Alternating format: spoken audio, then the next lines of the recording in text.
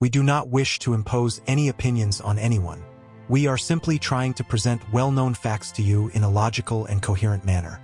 Among the well-known priests who practiced exorcism in the 20th and 21st centuries, there are many globally recognized names. This includes the last two popes, Cardinal Ugo Poletti, and many others. To accuse or suggest that these individuals, most of whom received excellent education and possessed remarkable erudition, are justifying charlatanism or deliberately misleading people would be an unforgivable mistake and foolishness. Many have heard of the priests who performed numerous exorcism rituals. The most famous of them is, of course, Father Gabriel Amorth.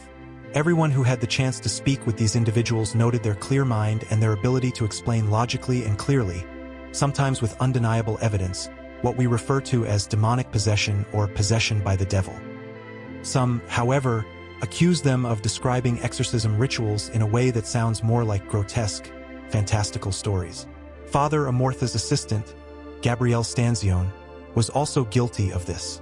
But Italians, by nature, are expressive, and often as truth-seekers, they add many colorful details and vivid expressions, even when recounting events whose authenticity is beyond doubt.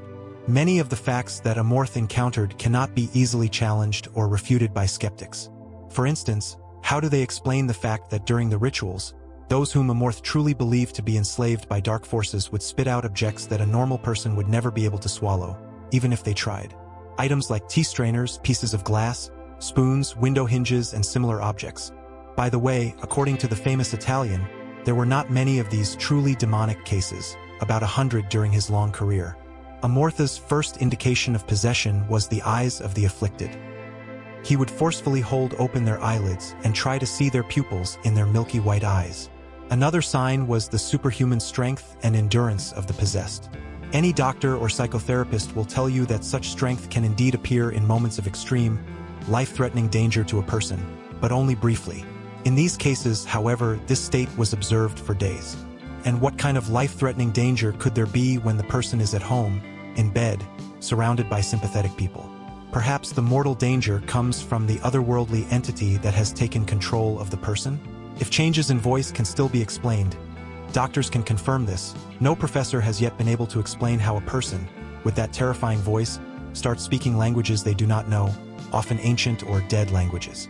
Amorth, by the way, had a hypothesis based on analogies, that young people and women are the most vulnerable to demons because they are more inclined to visit fortune-tellers, engage with the occult, and are generally more credulous than, say, adult men who, with their reason, skepticism, and life experience, have developed a kind of immunity. This brings to mind the advice of doctors, virologists, and immunologists who strongly advise during epidemics to avoid unwanted contact with others. Finally, let's remember that 500 years ago, when people knew nothing about bacteria and viruses, and scientists could only speculate, the nature of the plague and other terrible diseases was mysterious and inexplicable, but nonetheless real. Could it be that we face a similar situation with possession today? Perhaps 500 years from now, everything will be studied and explained?